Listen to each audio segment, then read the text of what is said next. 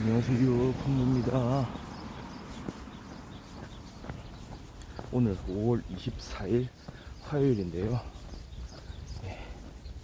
와, 날씨가요, 진짜 아침 걷기에는 최적의 날씨인 것 같습니다. 지금 이렇게 하늘도 맑고요.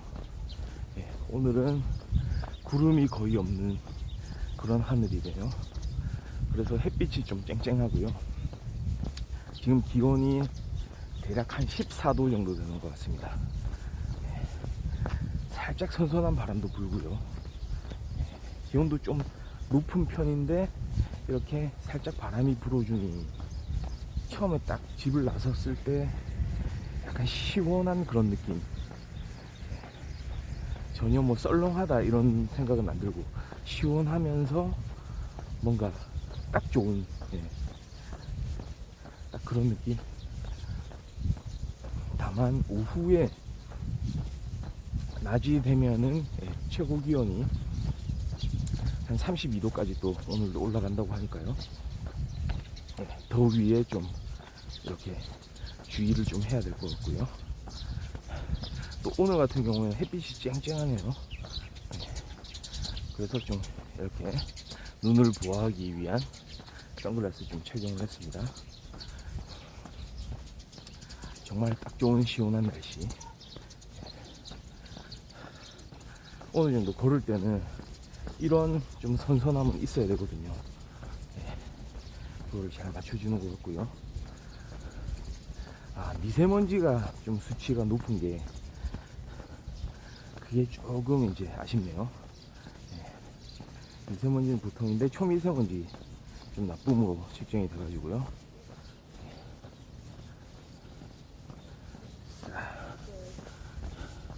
미세먼지 마스크로 커버를 좀 잘해야 될 것 같습니다.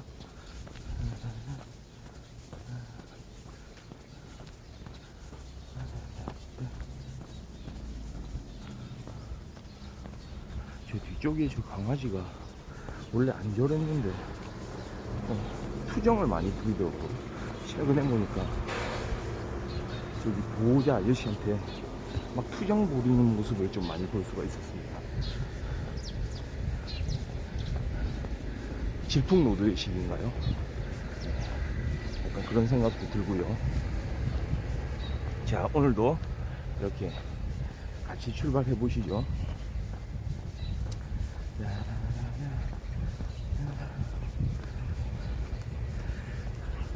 저는 좀 그런 생각을 많이 하거든요.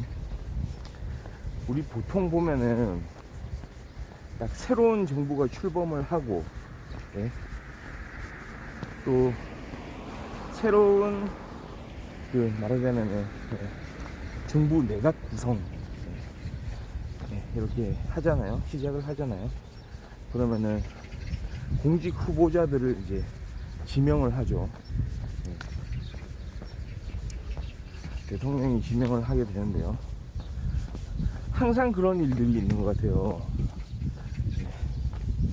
누가 봐도 이 사람은 진짜 공직자로서 적격이다. 이 사람은 정말 우리가 찾던 사람이다. 진짜 이런 분야에 있어서는 이런 사람의 능력과 자질과 이런 도덕성이 필요하다 라고 생각하는 사람은 있었는지 모르겠습니다. 거의 100% 만족하는, 아니 100%는 아니더라도 그래도 이런 사람은 참 괜찮은 사람이다 라고 했던 적이 있었는지 모르겠어요. 거의 없었다고 해도 과언이 아닌데요. 그거 좀 어느 정도 좀 당연한 이야기인 것 같습니다. 왜냐하면 사람이란 건 좀 뻔하지 않나요? 막말로 털어서 먼지 안 나는 사람 없다 이런 말도 있듯이, 캐려고 마음을 먹으면 그 어떤 사람이 지난날에 과오가 없을 수 있겠어요. 그런데 문제는 그 과오를 바라보는 관점, 과오라고 해서 똑같은 과오가 아니고 충분히 설명이 가능한 그런 과오가 있냐 하면 아무리 설명을 한다고 해도 그걸로 납득할 수 없는 그런 잘못들도 있겠죠. 그러니까 그 수위, 그 선을 넘어갈 수 있느냐 아니면 넘지 못하느냐, 여기에 따라서 어차피 딱 법적으로 말이죠, 이거는 법원에서 하는 게 아니잖아요. 이 사람을 공직자로 임명할 건지 말 건지에 대해서 제3의 기관에 의뢰를 해가지고 이 사람 조사 좀 해주세요, 이거 좀 사실 문제 없는 건 맞죠? 아니면 이 사람 문제 있어가지고 임명을 안 하는 게 당연한 거죠. 그렇게 생각을 할 수가 있는데 사실은 공직자 임명을 두고 제3의 판단을 다른 기관에서 할 수 있는 건 아닙니다.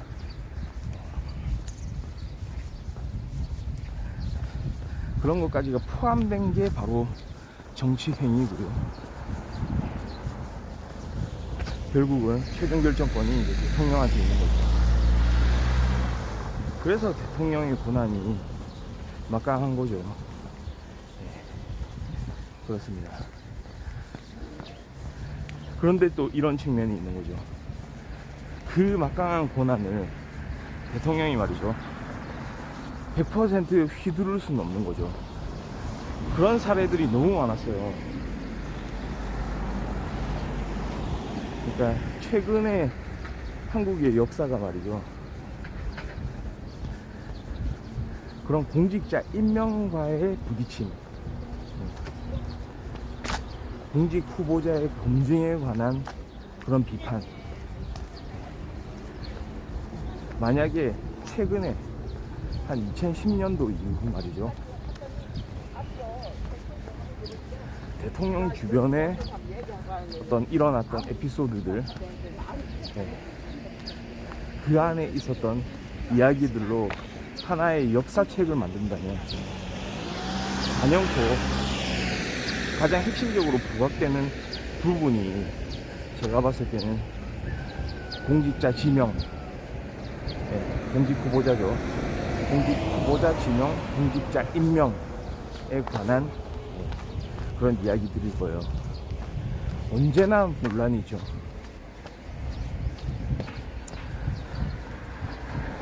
어제도 뉴스에 그런 공직 후보자와 관련한 그런 계속되는 검증과 결국은 스스로 사퇴하기까지 이르는 그런 모습을 이제 지켜볼 수가 있었는데요.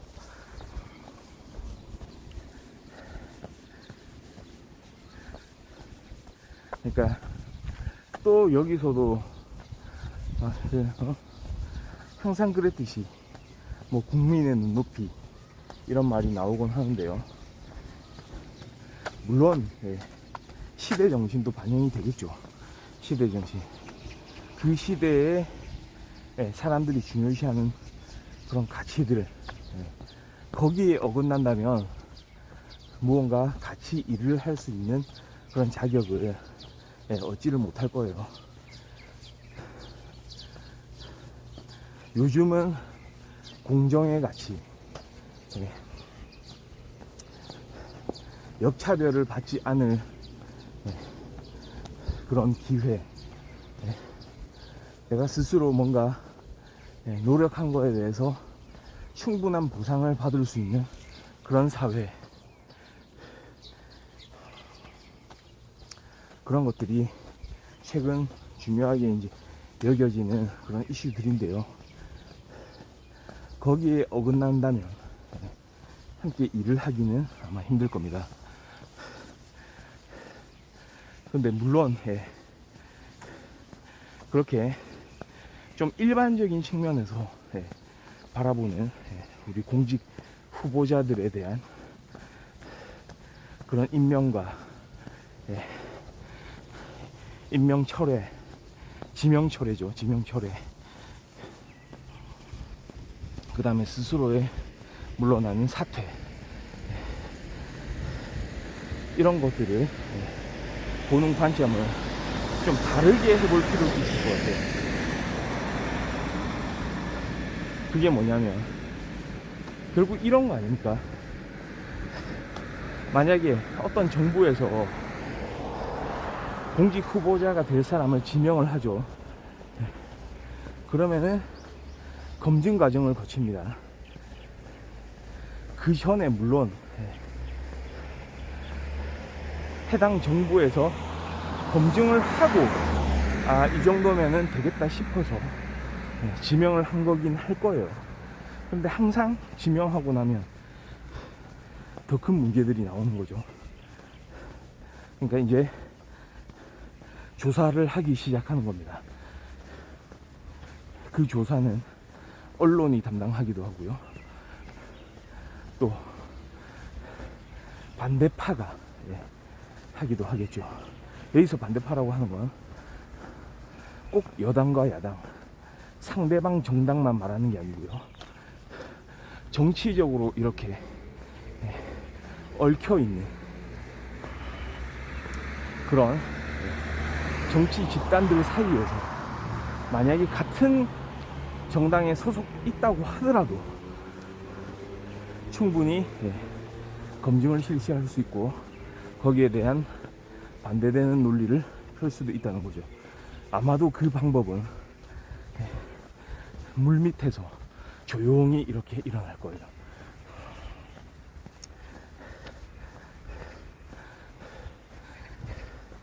아마도 표면적으로는 같은 생각을 이렇게 가진다고 이야기하더라도 물밑 작업을 통해서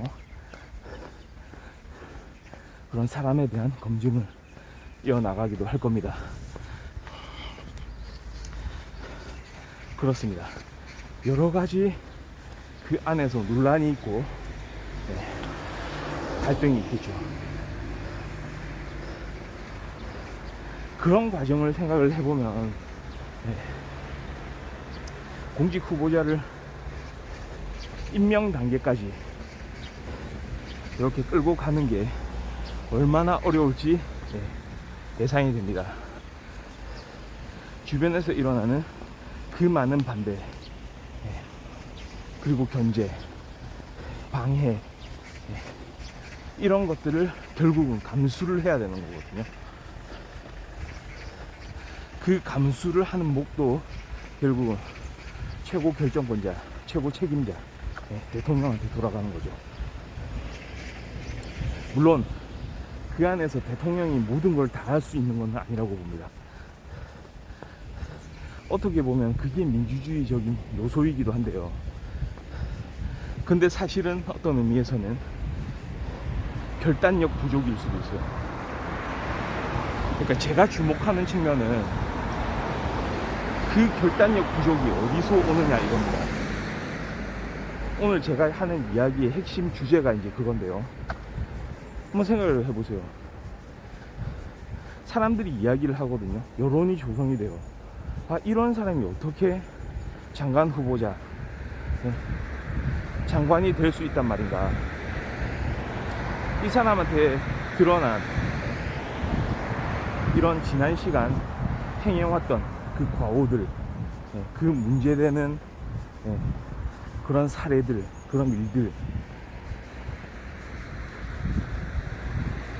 이 수많은 윤리적으로 어긋났던 일들, 이기적으로 행해왔던 그런 일들, 이 사람이 공직자로서 한 부처의 책임자로서 그런 역할을 맡게 되면 그 업무를 추진하는 과정에서 똑같은 일을 벌이지 않는다고 장담할 수 있을까?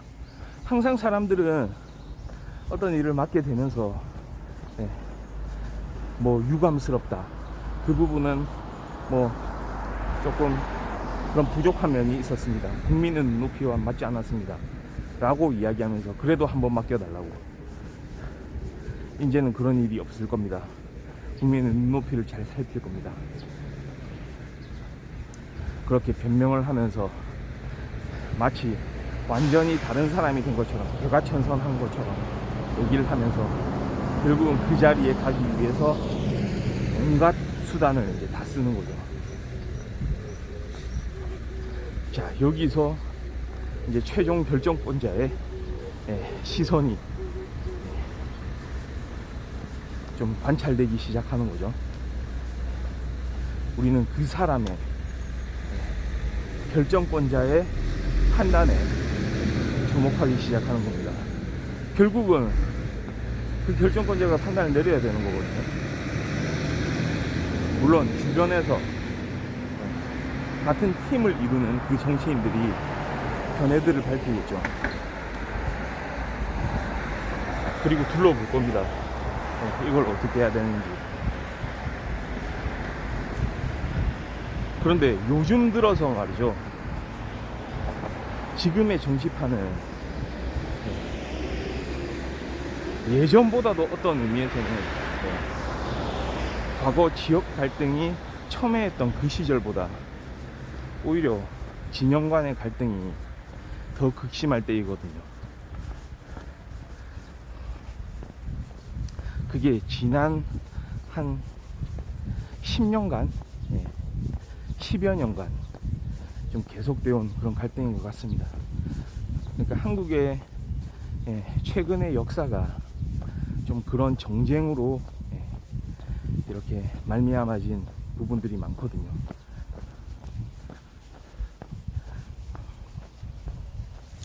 그러니까 좀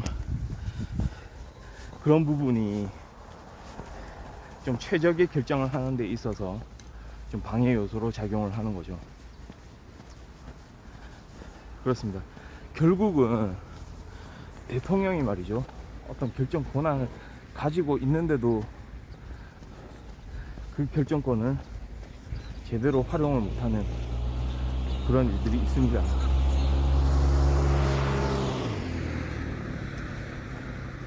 그게 바로 결국은 어떤 진영 간의 갈등, 진영 논리에 의한 부분이 이제 많다는 거죠.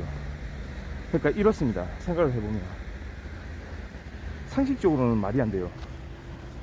이런 사람이 과연 장관직에 오를 수 있을까? 그러면 시민사회가 이제 거기에 대해서 이야기하기 시작합니다. 가족끼리도 그런 이야기를 하겠죠. 어떻게 그게 가능하지? 이번 정부 좋게 봤는데 어떻게 그런 결정을 내리지? 예전에 이 사람이 어떤 일을 했었는데. 근데 왜 이렇게 지명 철회를 하거나 사퇴하는 건 힘들까요? 그러니까 사람들이 생각하는 그런 상식적인 견해에 의해서 왜 공직자 임명은 이렇게 이제 같은 방향으로 흘러가지를 못하는 걸까요? 뭐 국회 청문회를 하고 국회 인사청문회를 하고 뭐 거기에서 보고서가 채택이 되고 채택이 불발되고 뭐 이런 과정들이 약간 정치적인 이슈로 떠오르기도 하는데 결국은 대통령이 결정을 못하는 겁니다.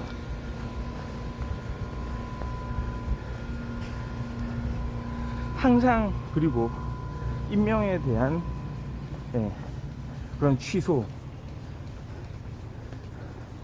지명이죠. 그러니까 지명을 다시 철회하게 될 때는 거의 대부분은 본인의 사퇴죠. 본인의 사퇴에 의해서 그런 결정이 있는 거죠. 그 사람이 어떤 잘못으로 어떻게 검증돼서 지금까지 이루어져 왔던지 상관없이 말이죠. 정말로 이게 첨예하게 부딪혀서 이거는 좀 생각해 봐야 된다. 이게 과연 공직 후보자의 잘못이라고만 말할 수 있겠는가? 이런 경우를 제외하고도 이 사람은 정말 지금 시대 정신과는 너무 동떨어져 있다. 이런 사람이 우리나라의 어떤 특정 분야에 중요한 일을 맡아서 할 가능성, 할 수 있을 그런 자질은 전혀 갖추어져 있지 않다. 그런 경우들 아마 잘 생각해보면 누구든지 몇 번은 있었다는 것을 알 수 있을 겁니다.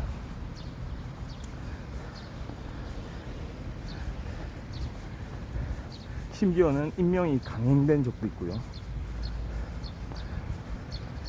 이 사람은 정말로 이 분야에 대해서는 사실 어떤 도덕성, 윤리의식 뿐만 아니고 이 분야에 대해서도 모르는 사람이고 정말로 능력도 없어 보인다, 자질도 갖추고 있지 않다 라고 하는 사람이 임명이 강행된 적도 있었죠.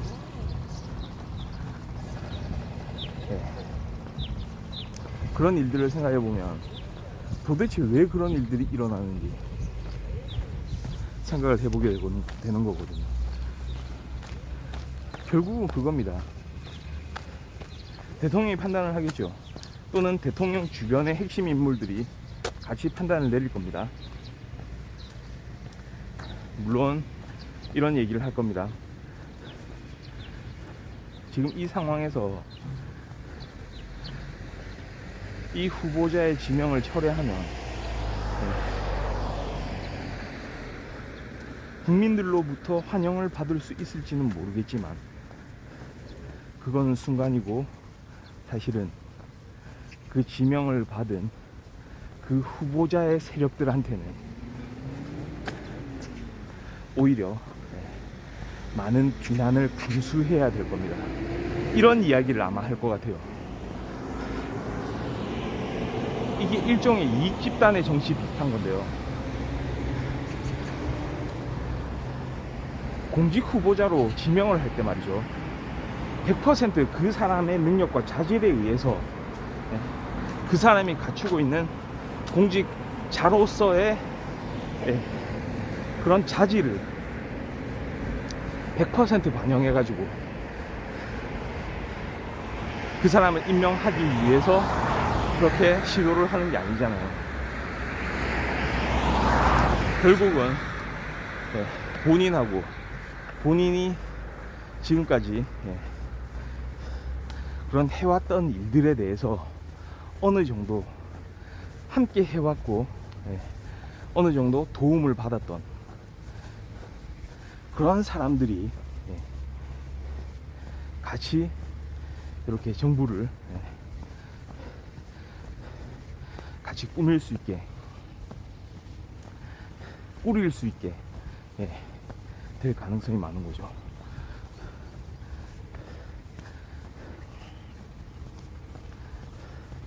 아무래도 그렇지 않을까요? 생판 모르는 사람에 대해서 이렇게 소문으로 전해 듣고 이 사람 괜찮다더라, 이게 아니고 결정권을 가지고 있는, 그러니까 인사권을 가지고 있는 그 사람들도 비단 이거는 대통령뿐만이 아니고요, 자신이 스스로 검증이 가능했던 그런 사람들, 이 사람은 뭐 한 이 정도는 할 수 있을 거라고 생각하는 사람들에 대해서, 그리고 이 사람한테 받았던 그런 같은 진영으로서의 어떤 도움, 이런 걸로 결국은 그 후보자를 결정을 해온 부분들이 많을 것 같아요.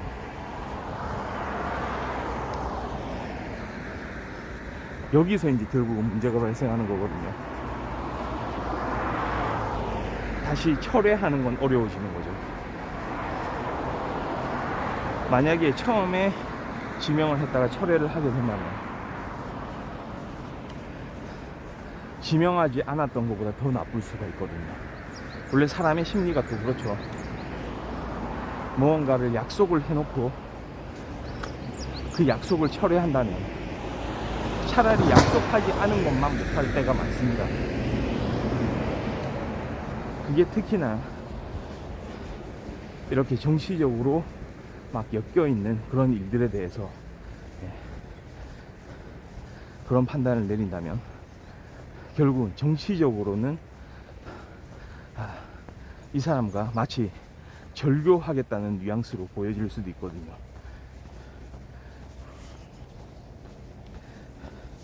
그러니까 그게 문제죠. 수많았던 지금까지 그런 공직 후보자 지명과 그 사퇴 과정에서 쭉 지켜보면 그 지켜봐온 결과는 바로 그겁니다. 대통령이 그런 결정권을 가지고 있다고 해서, 또는 그 인사권자들이 최종 결정권을 가지고 있다고 해서 그들이 이런 인사권에 대해서 뱉어놓은 말을 쉽게 물릴 수는 없다.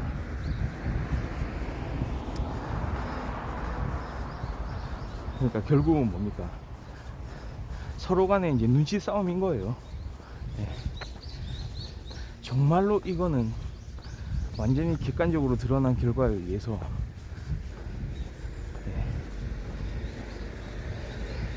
법적으로 문제가 되는 경우에, 아니죠, 심지어 법적으로 문제가 된다고 하더라도 그 수많은 의혹들과 범죄 혐의가 이렇게 드러나는데도 임명이 강행된 사례들도 있어요. 심지어는 그러고 나서 얼마 가지 못해서 스스로가 물러나고 이런 경우들이 있었죠.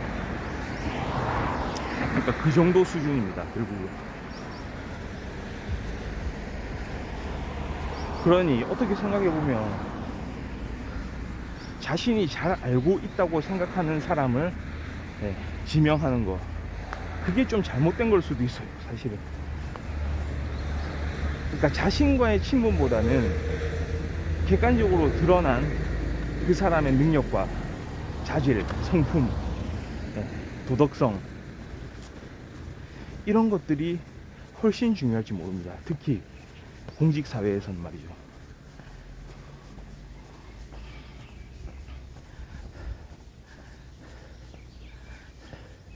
정말로 필요하다면 반대파, 자신과 경쟁했던 상대방을, 또는 상대방의 진영에 있었던 사람들조차도 그 사람의 자질과 성품, 도덕성, 이런 것들이 지금 추구하고 있는 그런 어떤 철학과 일치되는 부분이 있다면 오히려 그런 사람을 임명하는 게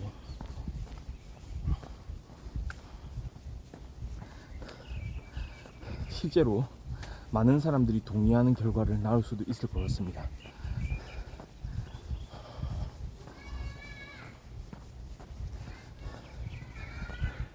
그러니까 이 분야는 정말로 한번 무언가를 내뱉으면 그거를 쉽게 다시 거두어 들일 수 있는 분야가 아니에요. 이게 대통령의 능력이 없다든지 그 인사권자의 오히려 자질이 문제라든지 이런 개념보다는 결국은 자신의 어떤 앞으로의 이제 방향성, 내가 주변에 나와 함께 했던 사람들로부터 여전히 지원을 받을 수 있을 것인가, 또는 그러기 힘들어질 것인가 라는 데의 생각까지 이제 같이 미치기 때문에 국민들이 아무리 비판을 하고 그 여론이 계속해서 뉴스를 이루고 반대를 하고 이슈화 된다고 하더라도 그것보다도 오히려 내 가까이에 있는 그 이익 집단, 그 이익 집단의 목소리가 훨씬 더 크게 느껴질 수가 있다는 거죠. 일종의 이익 집단의 정치 상황입니다. 다수의 얼굴을 알지 못하는, 내가 모르는 사람들의 외침보다는 내 주변에 내가 잘 아는 그런 사람들의 목소리가, 단 한 사람의 목소리라도 그게 더 크게 느껴지는 것. 어쩌면 그게 극복해야 될 대상일지도 모르겠습니다. 대통령 또는 인사권자라면 말이죠. 네. 네. 자, 지금 6시 57분이고요. 오늘 5월 24일 본능풍부의 아침 방송 여기까지 하도록 하겠습니다. 예, 감사합니다. 바이.